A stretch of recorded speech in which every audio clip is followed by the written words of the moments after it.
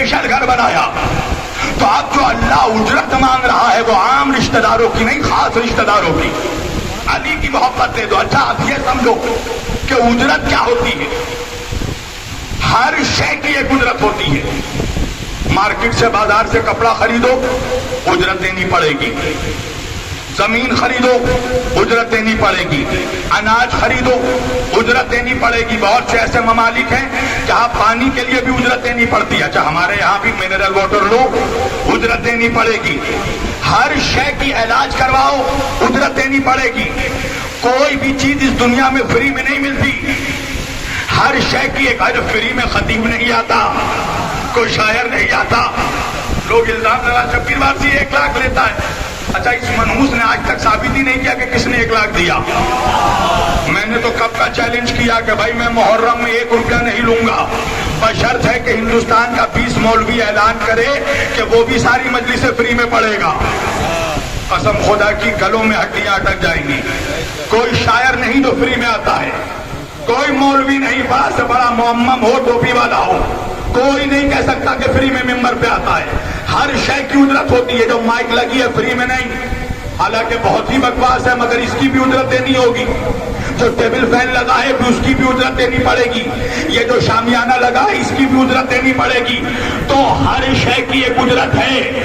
تو اسی طرح نمازوں کی بھی اجرت ہے، روزوں کی بھی اجرت ہے، حج کی بھی اجرت ہے، زکوٰۃ کی بھی اجرت ہے. اور کوئی عام مولوی نہیں کہہ رہا ہے، صحابہ کہہ رہے ہیں کہ یا رسول اللہ ہم اجرت دینا چاہتے ہیں. یعنی کہ صحابہ بھی جانتے تھے اسلام ہمیں مفت میں نہیں ملا. توجہ کیجیے گا، ہمیں اسلام کی اجرت دینی ہے. نماز ملی اس کی اجرت، روزہ ملا اس کی اجرت، حج ملا اس کی اجرت، زکوٰۃ ملا اس کی اجرت. اجرت کیا ہے؟ اہل بیت کی محبت. تو اب مجھے جملہ بدل کر کہنے دو. نماز کی اجرت ہے علی کی محبت، روزے کی اجرت ہے علی کی محبت، قرآن کی اجرت ہے علی کی محبت، سجدوں کی اجرت ہے علی کی محبت، حج کی اجرت ہے علی کی محبت، کعبے کی اجرت ہے علی کی محبت. اور جو بغیر اجرت کے قیامت میں پہنچے گا اس کا کیا ہوگا؟ آؤ میں تمہیں بتاتا ہوں. سنو بھائی، قرآن پڑھتے ہیں نا آپ، قرآن کریم یاد رکھنا. اللہ کے رسول صرف اہل بیت کو نہیں چھوڑ کر گئے، اہل بیت کے ساتھ قرآن چھوڑ کر گئے ہیں. انی تارکن فیکم الثقلین، میرے نبی نے فرمایا میں 2 بھاری چیزیں چھوڑ کر جا رہا ہوں، کتاب اللہ و عترتی اہل بیتی، صحیح مسلم شریف کی اور ترمذی شریف کی حدیث ہے. سنی بھائیوں کہ نبی قرآن اور اہل بیت کو ایک ساتھ چھوڑ کر گئے. لن تضلوا بعدی، نبی نے فرمایا میرے بعد یہ دونوں آپس میں کبھی جدا نہیں ہوں گے. تو وہ علی والا ہو ہی نہیں سکتا جو قرآن نہ پڑھے.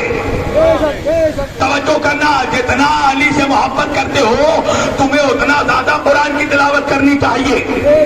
عزیزان گرامی، قرآن کیا ہے؟ میرے نبی نے فرمایا قرآن کا پڑھنا ثواب ہے. تو کچھ لوگ پڑھ کر پوچھا یا رسول اللہ جو جاہل ہو وہ کیا کرے؟ میرے نبی نے کہا کہ جب قرآن کی تلاوت ہو تو سن لے، قرآن کا سننا بھی ثواب ہے. کچھ لوگ پڑھے، کہا یا رسول اللہ جو بہرا ہو، اللہ کے رسول نے کہا قرآن کی آیتیں کھول کر دیکھ لے، قرآن کا دیکھنا بھی ثواب ہے. تو پتہ کیا چلا جوانوں؟ قرآن وہ کتاب ہے جس کا پڑھنا بھی ثواب، دیکھنا بھی ثواب، سننا بھی ثواب. اب جب میں نے یہ حدیث پڑھی تو مجھے بھی ثواب کمانے کا شوق پیدا ہوا. میں بھی دلی کے کسی اسٹیشنری دکان پہ پہنچا اور پہنچنے کے بعد قرآن ہدیہ کرنے گیا. میں نے دیکھا بہت بڑی بھیڑ لگی ہے. میں چپکے سے بھیڑ میں داخل ہو گیا. بھائی مولوی بھی تو ایسا گناہگار ہے نا جس کے پاس ہر گناہ کا کفارہ موجود ہو. میں چپکے سے داخل ہو گیا مجمع میں اور قرآن کریم کو میں نے اٹھایا، سینے سے لگایا، اپنے گھر لے کر آ گیا اور لانے کے بعد خوب قرآن پڑھ رہا ہوں.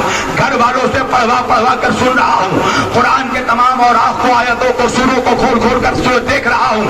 انصاف سے بتانا دلی کے جوانوں، کیا مجھے ثواب ملے گا؟ کیا نہیں مولانا آپ کو ثواب نہیں ملے گا؟ میں نے کہا کیوں نہیں ملے گا بھائی؟ قرآن وہ کتاب جس کا پڑھنا بھی ثواب، دیکھنا بھی ثواب، سننا بھی ثواب، تو مجھے ثواب کیوں نہیں ملے گا؟